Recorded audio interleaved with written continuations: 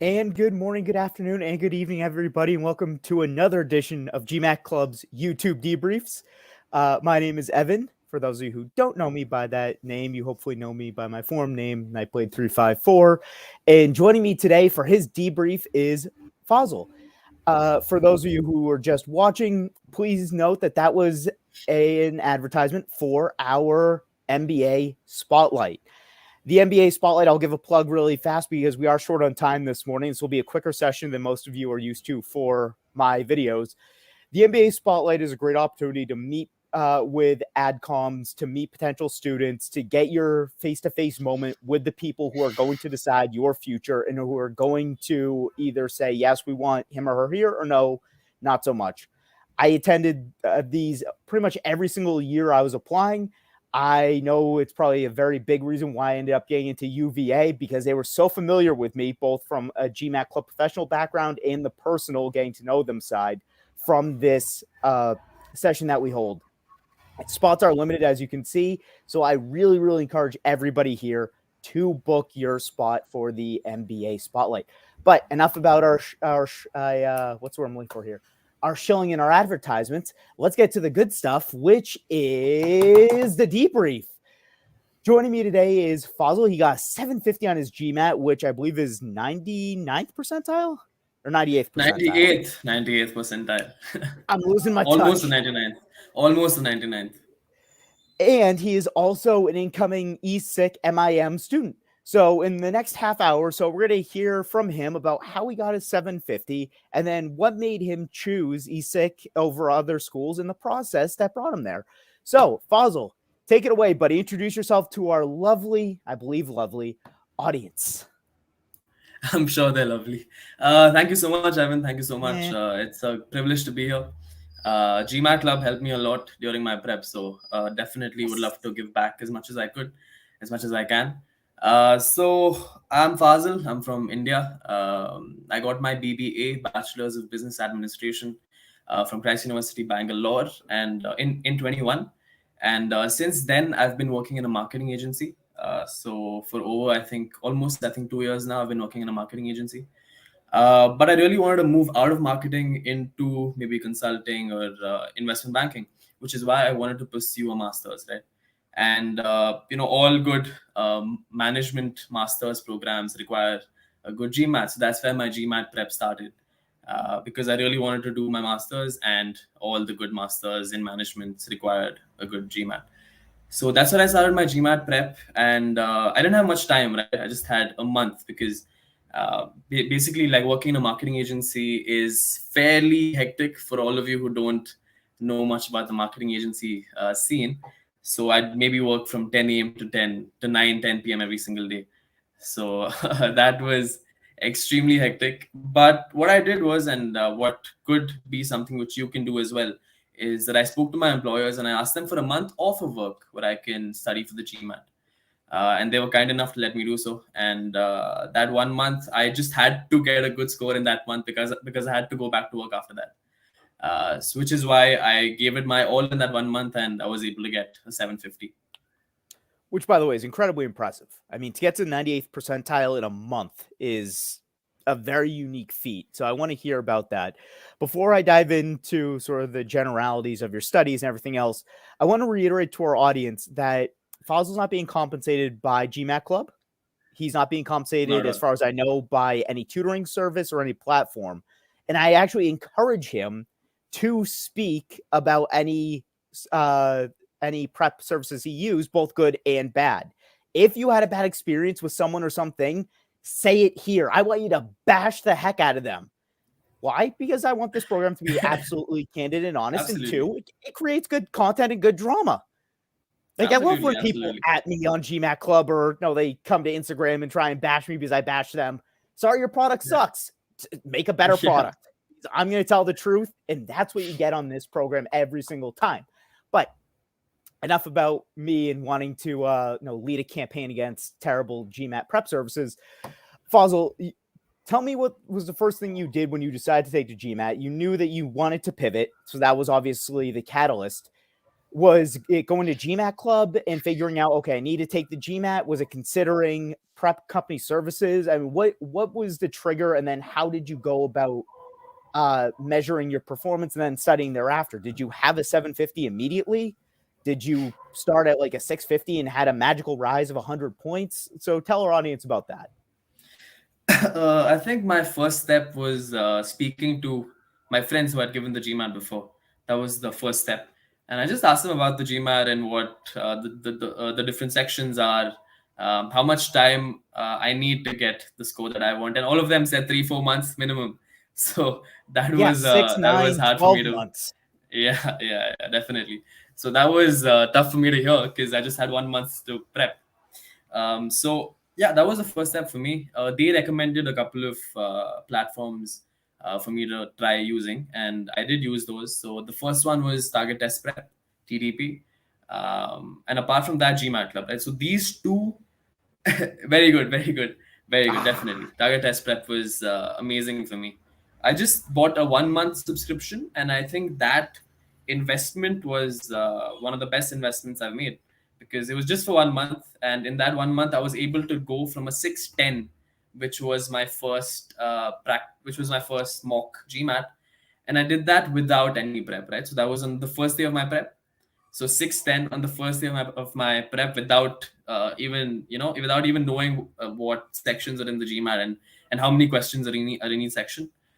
So going from a 610 to a 750 in 1 month, I think Target Test Prep was a big catalyst, which helped me do that, and also GMAT Club as well. So Target Test Prep is where I learned the majority of my of the concepts which were being tested in the GMAT, the quant sections, the verbal sections, the different concepts in quant, the different concepts in verbal. So that's where I did majority of my theory education from, and also my practice questions as well. But I also pivoted to GMAT Club to practice the questions, right? Because GMAT Club has a huge library of questions which you can just access, so easily. And I think these two were amazing for me during my prep, and I would recommend these two to whoever So wants to start their prep. how have you done traditionally on past standardized tests? Have you done usually well? I mean, in school, were you a grade earner? Were you a high achiever? I think I was. Yes, I think I was. Math. I've always been really good at math. So the quant section was fairly straightforward for me. It wasn't a lot of work, right? I didn't spend too much time on quant, but the verbal section was quite hard for me. I'm not, the best in terms of grammar rules and English, the different grammar rules in English. So quant was fairly straightforward for me, but verbal was hard. Growing up, I think in school I was always good at math, but never good at English. So yeah, I think that translated into my GMAT prep as well. The only reason I want to highlight that was because there are students who are going to look at this video potentially today, tomorrow, next week, next month, year, decade, millennia. I want my image to go on forever in perpetuity. Me too. Absolutely. That's the only reason why I do these. It's not for you folks. It's really for me. And they're going to look at this and say, boy, I can get a 750 in a month on TTP. And I want to maybe pump the brakes a little bit and say that Fosle's probably a unique case in that he took to the test incredibly well. He's a fairly smart gentleman, as you can tell.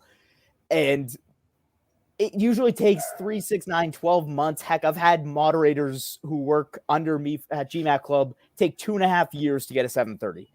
So just be aware that TTP is not this potentially magical thing that will open up all these doors and it'll be the thing that gets you to that mark. There are other factors involved here.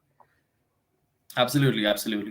Obviously, it's not just the resource. I started at a point which is probably I want to be as humble as I can when I'm saying this, but probably a little ahead than most other people because I've had experience with other tests in the past as well. The SAT, I don't remember my score in the SAT, but I think it was up there in the 95th, 96th percentile as well. There we go. Yeah. Which isn't surprising. So now let's walk through your testing a little bit. So you knew you were strong quantitatively, but you needed help verbally. Yeah. How would you say you attacked studying? Would you say you did 5 to 10 questions of PS and DS one day, and then 5 to 10 CR, RC, and SC? Another day, were you combining your studies?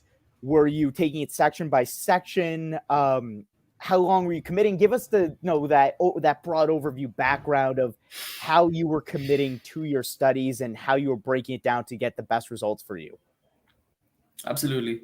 So I had 30 days to study. The first day went in my practice GMAT, which I got a 610 in. So, and the last day was for the GMAT, right? So I have 28 days.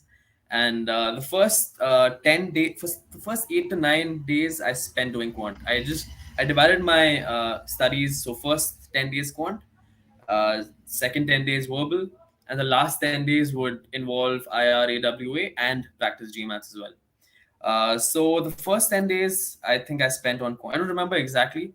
I think it was 8 to 10 days, somewhere in that range. First 10 days quant. So how I approached quant is, so I logged into DDP the first. So before starting off, I want to say that in that 1 month, I spent a lot of time on the GMAT. My entire day was probably GMAT. I'd wake up at like 9, 10 a.m. and maybe study till 8, 7, 8 p.m. So it was, I think, 8 hours of study every single day. And that's the thing, right? I just had 1 month. So if people have more time to study, then definitely you can divide your study and do like an hour every day, an hour or two every day. But because I just had 1 month, I had to give it my all, and I didn't have a second chance, right? I had to finish my GMAT in that 1 month. So I spent as much time as possible as I could in that 1 month. So I spent 8 to 10 hours every single day prepping for the GMAT. So the first 10 days on quant, so the first thing I did was I logged into DDP and I learned the theory of each topic. So I didn't practice any questions in the start. So I just read about the different topics there are, like algebra, like geometry, like whatever, like probabilities, matrices, and stuff like that. I just learned the topics. I just read through the topics, and once I had this base of theoretical knowledge, that's when I started. That's when I started practicing problems. So I think the first few days went on, you know, learning the theory about each topic, and then the last 6 to 7 days went on practicing the problems. So the way I practiced problems was I initially started with the easy questions, which everyone should do. Start with the easy questions, and once you hit your target accuracy in the easy questions, which is over 90%, 80, 90%, if you want a 730 plus. So once I hit the target accuracy in the easy questions, I moved on to the medium. And once I had the target accuracy in the medium, I moved on to the hard questions. So that's what I did for every single topic, for quant and verbal. So yeah, that's how quant was done first 10 days. Second 10 days verbal, again, a very similar approach where I just learned the theory of each topic. And I would say that some people might not benefit from this as much as I did, because I feel like I can understand, especially quantitative topics. I feel like I can understand a lot of them just by reading through them and without like practicing them right after I read through them, right? It's okay if I have that break between finishing reading the topics and then practicing the problems, but that might not work for everyone. So it's a lot about like being mindful of your strengths, your weaknesses, and tailoring your approach in that way. So second, then yeah, go on. I think you were saying something. Well, I was just gonna highlight what you just said, which is the Yeah, idea of study for 10 days math, study for yeah, another 10 days verbal, and then sort of tie it all together at the end. A lot of students, and I would say you're the first student I've ever heard of who could do this. A lot of students will find that if you focus on one topic for a set amount of period, 10 days, and then shift to the other topics for 10 days, you're going to see a vast regression in your score because you aren't practicing, because you aren't rehearsing those themes that you just learned, or maybe have a strong grasp of, but maybe not an expertise in. You, on the other hand, sound like you need time to absorb, which I find really, really fascinating, and subsequently yeah. benefited from that break in studying. By the way, folks, I'm not a shill. I see no hands. Look, I'm not the one putting up all these signs. That's our tech crew behind me who's helping throw together the show. So Yeah, so I apologize for all the signs being thrown up. But suffice to say that I would recommend most people who are studying and who watch this video to not do your process, but that's for me. So, I mean, please continue. You've now studied quant, which is your strong suit, to remind our audience. Yeah, You had a pretty absolutely. good understanding of quant. You started with that to make sure that you got the gears turning on that. And then you pivoted towards verbal, which you claimed already that is your weakest section, that's the kind of side you weren't as comfortable with. Did Yeah. your studying vary between how you approach quant and how you approached verbal? I mean, did you have a different tactic? Did you maybe do more practice questions? What was that like? Absolutely. So yeah, definitely verbal. So the reason I didn't practice a lot of problems in quant is because when I was reading through the topics, I understood everything fairly easily. So I didn't feel the need to practice too many practice problems in quant. But in verbal, that was not the case, right? Especially critical reasoning, if I'm not wrong. Critical reasoning was so hard for me. I think initially I got 10%, 10 to 20% accuracy in the medium questions, right? Easy questions, I got like 50%. But I think the hard questions, I was the medium and the hard questions, I just couldn't get my target accuracy in basically like any practice problems I could find, Why didn't you use which my was hard. guide? I wasn't aware of it. I wasn't aware of it at that point in time. I'm By aware the of it way, now, so yeah. it's so anyone struggling with CR and RC, I wrote a guide on GMAT Club. It's free. Just click on my profile. It's on there. I will say really fast that the way approaching easy to medium to hard, doing Mm, easy and making sure, okay, 10 out of 10, got it, locked down, maybe mm, struggling on medium and then hard. As you've already mm. said, the way to get to a 700 plus, have to get 10 out of 10 on easy, have to get 9 out of 10 or 10 out of 10 on medium. Yeah, If you screw up on those, your score is going to plummet. You need to have those locked down. So just wanted to yeah, reiterate that point. Please continue. absolutely. So verbal, how I approached verbal differently to quant would be, I think I spent a lot more time reading through the theory first of all, and while reading through the theory, I mean, so in target test prep you get these practice questions while you're reading through the topic, right? So after you finish maybe a couple of paragraphs, the third thing would be like a practice question based on the first two paragraphs you read. So I approached them definitely, but I didn't do the same in quant. So I approached these questions with focus, with I know trying to get these questions right. Is my video out? Okay. Yeah, so definitely after reading through each topic, I went through the practice questions as well immediately. I didn't take time off after reading through like critical reasoning after reading through these particular topics. I didn't take time off and let the theory which I just absorbed like stew in my head. I just like immediately saw the practice questions to dial it down and make sure that I absorbed whatever I just studied. So yeah, that was different for me in terms of verbal and quant. Definitely, verbal was much harder, and the fact that I practiced these questions right after I learned the theory definitely helped me in that regard. Oh, okay. Yeah, So the fact that you had just gone over it, that improved your absolutely, knowledge and your understanding. absolutely. Okay, So that's more traditional. I like hearing that. yeah, yeah. So that's how I approached verbal, and yeah, and the last 10 days were left for IR and EWA.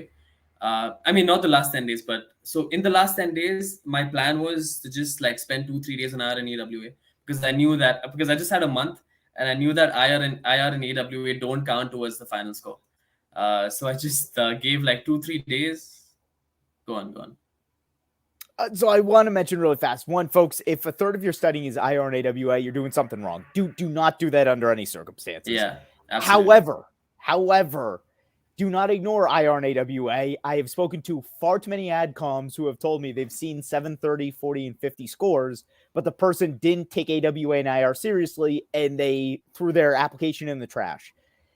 It's not going to make or break your application, but you're showing the adcoms that you were too lazy or that you just didn't care about something that is physically a part of the exam. That is not a good message. Hmm. So do care about it, but don't. I'm sorry, Fosle, like a 30-year study, 10 days, way too much time. No, I didn't spend 10 days on IR and EWA. So the Okay, last 10 good. days, the plan was to just spend 2-3 days on IR and EWA and then approach Perfect. practice GMATs, right? So 3 days out of 30 is like 10%. So I spent 10% of my time on IR and EWA, which I think is what you like to hear. So Yes. in the last 10 days, first 2-3 days I spent on IR and EWA. I didn't spend too much time on it, but I just spent the right amount where I could still get a respectable score and not have my application tossed in the trash by the adcoms. So first 2-3 days on the IR and EWA, and I had 6 to 7 days left, and this is where I think I went a little overboard. And the last 6 days of my prep, I did 6 practice GMATs. So one Yeah, practice wouldn't GMAT recommend that. every single day. Yeah, I wouldn't recommend that myself as well. So one GMAT every single day for the last 6 days, but that's something which I felt like I needed to do because I solved very few practice problems, I feel like, compared to most other people. And I felt like I needed to understand the format of the questions, the format of the exams before I actually approached the actual GMAT. So yeah, last 6 days I did 6 practice GMATs. So one exam every single day, and I could see my score improve with every single day, right? The first day I think I got like a 700, second day 720, third day 730, fourth day 740, and like the fifth and sixth exams I got a 750. So that helped me feel confident that I was at the level of getting a 750, and that gave me the confidence on test day, knowing that I got a 750 in my practice GMATs. So definitely, like, approach your practice, do your practice GMATs, but obviously don't do one every single day for the last 6 days. That's a little overboard.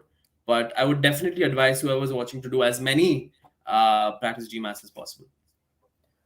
I mean, it's very unique that somebody would take 5 consecutive tests and see their score go up each and every time. That's quite unique, I'll say. Right. Right. So I took the test in the morning. So I want to describe my schedule. I took the test in the morning. So I think 10 a.m. was when I started every single test, and I finished it by like whatever 2 p.m. And the rest of the day, I would see where I went wrong and try to actively learn those particular topics and try to practice problems from those particular topics. So I think that's what worked for me. Okay, so you basically use it as kind of like an error log. Yeah. Okay. Yeah. But yeah, would highly recommend not doing that because burnout is real. Burnout comes fast for a lot of students and it can plague you and take your score down. So please be aware of that. But you come to test day, you get 750, you're all excited. All your work, the 1 month, the marathon, it finally paid off.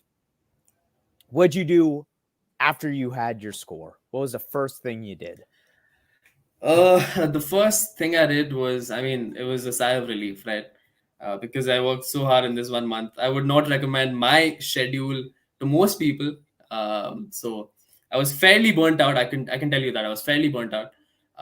So definitely, if you have the time, I would definitely advise whoever is watching to spread their study out over a longer period of time. So the first thing I did was let a sigh of relief, and I was so glad that I finished this 1 month and I could get back to work. So that was the first thing I did, uh, and the second thing I did was I compared my score to a lot of my friends, which again is not the best thing to do. And I called a lot of my friends up who got a lower score than me and told them, hey, I got a better score than you, which gave me a lot of clout amongst my management friend circle. And post that, I just started focusing on my applications.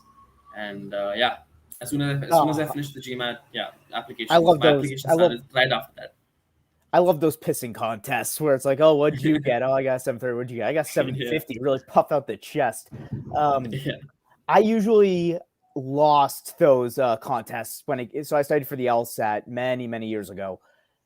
Okay. I work in business. It's funny how everyone I spoke to in a business setting, again, I did not do poorly on the LSAT. I was in the 90 something percentile. Everyone I spoke to did better than me.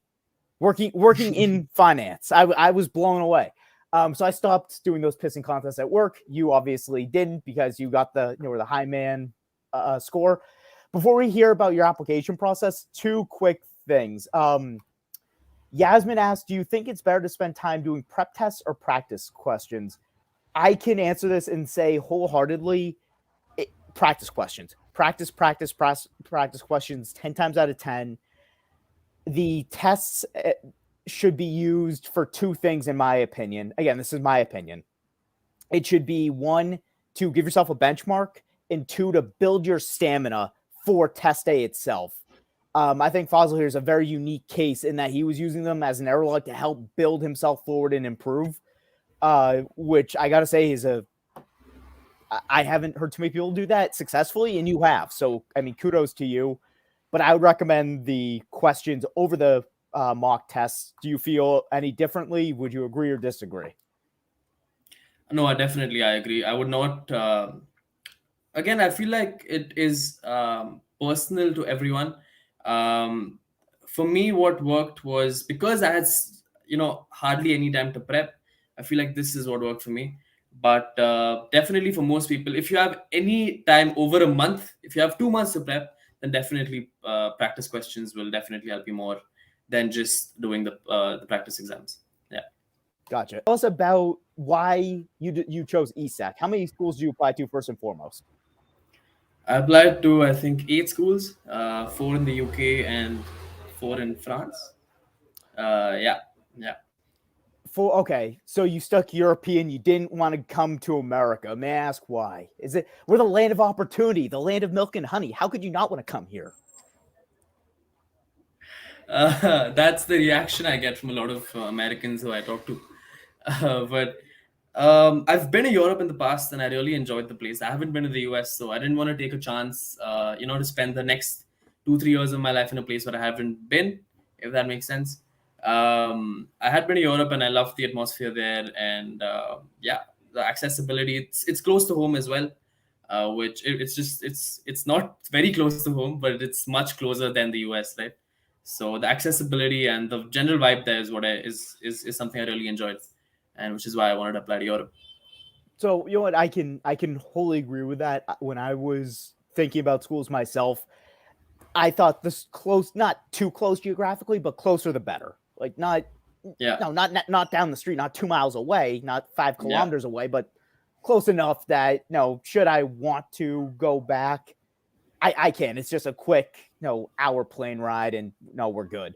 Absolutely, it's 8 hours for me. But, oh geez. Yeah. Well, so what were the 8 schools you applied to, if you don't mind me asking? If you don't want to touch on it, we don't need to. I mean, that's fine. That's fine. I mean, I can tell you. So a couple of schools which I applied in the UK were LBS and Imperial in London. Good schools. Good schools. But I feel like schools in the UK value the undergrad GPA much more, and that is something which I did not have. Right, I did not pay much attention during my undergraduate degree. I was focused on other things. I was focused on my athletic career, plus my a couple of businesses which I wanted to start. So I didn't focus too much academically, which led to a poor GPA. And I feel like schools in the UK, I might be wrong here, but I feel like schools in the UK value the GPA a lot more than other schools. Come to the US. We don't care about GPA. Well, no, I'll say we don't care. If you have a high GMAT score, now you won't get a scholarship, but we'll take you. I'll keep that in mind. Maybe if I want an MBA in the future, maybe when I'm a little older, then definitely US. 5 years expires in 5 years. So yeah. No, I mean, I can do the GMAT again, right? It's not a big deal. Why would you want to do that misery all over again? I feel like I have the base set up, and if I just spend another month, I could get a similar score.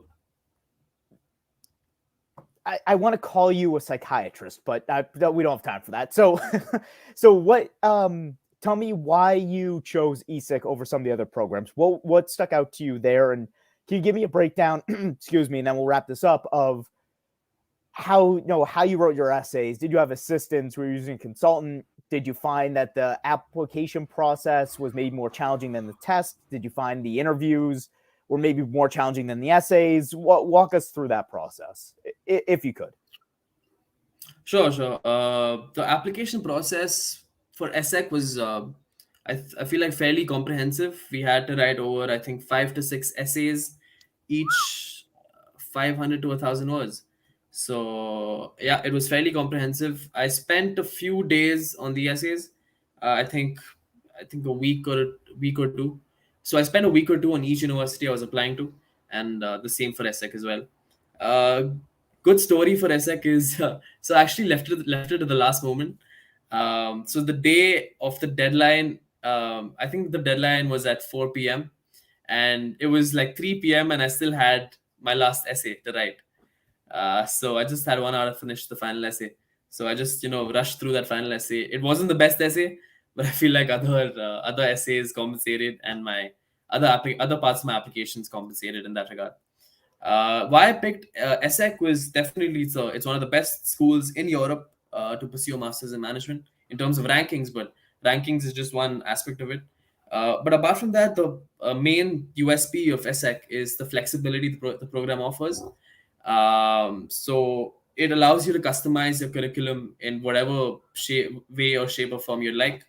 So you can pick exactly the subjects which you'd like to study, and maybe like not study the subjects which you don't want to study. So that is something which I want to do, and I don't want to waste a lot of time and spend a lot of time on studying subjects which I feel like won't impact my future, my business plans, my corporate career plans.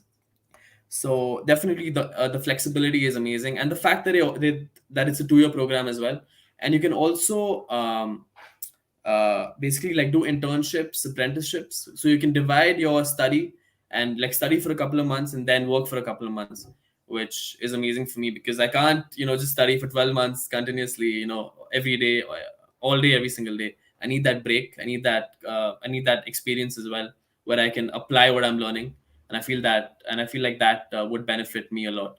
So it was like the perfect fit for me, which is why I accepted the offer to go to ESSEC. I'm very happy to hear that. It sounds like everything worked out. You had a fairly, I mean, expedited may not be the right word here, but you had a fairly rapid go of this where you went from no score to a score to applying to getting accepted all within a fairly condensed time frame.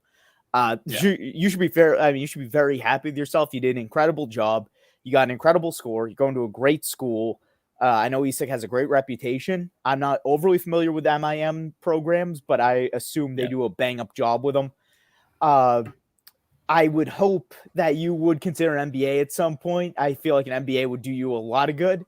But again, I will admit I'm a shill for MBA programs. I think they're one of the best programs you can do if you are trying to either pivot in your career or trying to get to that executive level. I feel like that MBA is just the Right. bee's That's another knees. reason I applied to Europe, right? Because the MIM is not as popular in the US, and I wanted a degree which I could do right now with my 1.5 years of experience, and I didn't want to be in a class. I mean, I could still apply to the US with my 1.5 years, but I didn't want to be in a classroom with people much older than I am with a lot more experience than I have. So yeah, yeah. Yeah, we're all old. But definitely in the future, if I want to pursue an MBA, which I'm not too sure of at the moment, but definitely in the future, if I want to, I'd definitely consider the US. And we would hope that you would use GMAT Club for all your needs and services once more. But with that said, someone asked,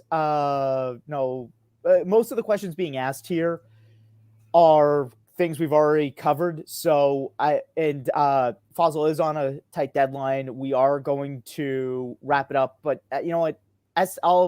You know what?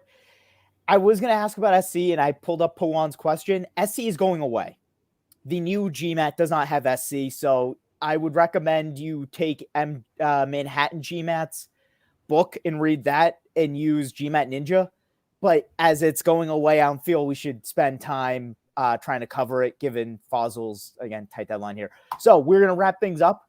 Thank you, everyone, for joining us here today. I want to reiterate, I was not mad at Fosle. I never could be. I mean, just look at that face. You can't be mad at a face like that. So I was not mad at him. I was mad at TTP, and I'm mad at my GMAT Club producers for setting things up the way they did. But nonetheless, I feel like this is a great session. It provided a lot of insight into how someone who can get a super score very quickly, if they are doing the things, takeaway, if you're doing the things that are right for you, because it's all relative. If you find what works for you and you execute on it, you can see rapid success. You can see immediate success. That should be your key takeaway from this session. Fosle, any closing comments before we wrap this thing up? Absolutely. I mean, I want to echo what you just said. I would advise no one to take anyone's advice, just for the sake of it. It could be a 780 score or 790 score. Just don't take their advice to the T. Apply it to your own strengths and weaknesses and see what aspects of that advice you can take and what aspects you can discard, right? It's all individual. And one thing which I try to live my life by is the phrase quality is greater than quantity. So yeah, try to make sure that whatever you do it with the best quality possible, and don't fret too much about how much and the quantity behind it. Yes, and Yasmin here is pointing that out. So good for Yasmin. Absolutely. Fosle really fast, buddy. You're going off. You're getting a good score on the GMAT. You're getting a graduate degree. You're not the worst looking guy I've ever had on here. For our audience, for the women out there, are you single? Yes, no. Single as a Pringle. Ladies and gentlemen, there you have it. So anyone watching this, ladies in the audience, I assume Faazil is straight. Ladies and gentlemen in the audience, ladies, geez, why do I keep saying gentlemen? Ladies in the audience, if you think Faazil's a good-looking guy, again, he's intelligent enough, if you think he would be someone you want to date, I would recommend you reach out to him. Fosle, how can the young women watching this video reach out to you? How can they get in touch? Anyone who wants to get in touch with me, it doesn't have to be women, it can be guys as well. You can just reach out to me on LinkedIn. I think my LinkedIn bio would be in my LinkedIn URL would be in the description below. So yeah, definitely, if you want some advice from me as well in terms of GMAT, that's something I could help you with as well. Okay, there we go. So reach out to his LinkedIn. Not the place I'd recommend people try and hit on folks, but you know what? I'm willing to be flexible. Yeah. There we go. Yeah. See, folks are enjoying it, but I'm actually being serious. I want a GMAT Club wedding. I want to be the one who sets somebody up. So if Faazil ends up, getting hitched to somebody from this video, I'm counting it. But he's up against his deadline. We're going to head out. Thank you, everyone, for joining us here on a lovely Saturday. Yes, his DMs are going to burst, and I want to hear all about it. But from GMAT Club and everyone here, from Faazil and myself, thank you for joining us. We hope to see you again for our upcoming debriefs. And in the meantime, hope to see you on GMAT Club. Take care, everybody.